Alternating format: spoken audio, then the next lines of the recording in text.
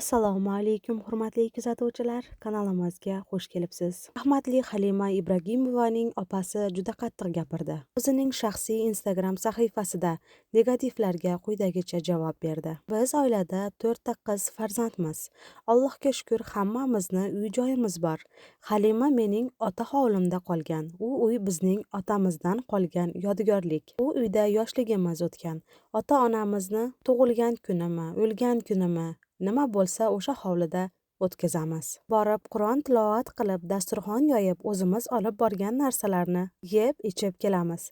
Albatta kuyovim ham qiladi, qilmaydi demayman. Halimaning farzandlari bizning ham farzandimiz. O'g'li, qizi ham. Farzandlariga juda ham chiroyli tarbiya bergan. Borganimizda kulib kutib olib, eshikni ochishadi. Hurmatli negativchilar, ota-onangiz yashagan hovlidan sizni yelkangizdan itarib haydashmasin.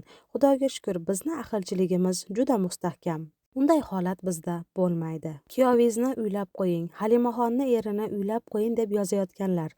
Shu javobimni eshiting. Kuyovim qachon uylanishni o'zi biladi, lekin u hovli meni ota hovlim deb videoni yakunladi.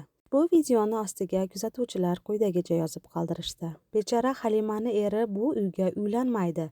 Gapidan shuni xulosa qildimki, o'zi uy olib uylanishi kerak. Ota hovlingiz qolmagan. Essiz Halima shuncha pul tikkan ekan u yerga. Boshqa joydan qurganda shuncha xo'jayin bo'lmasdi bu uyga. Ota hovliga xotin uy qurgan. Shu inson baxtli qilgan singlingizni uylanib.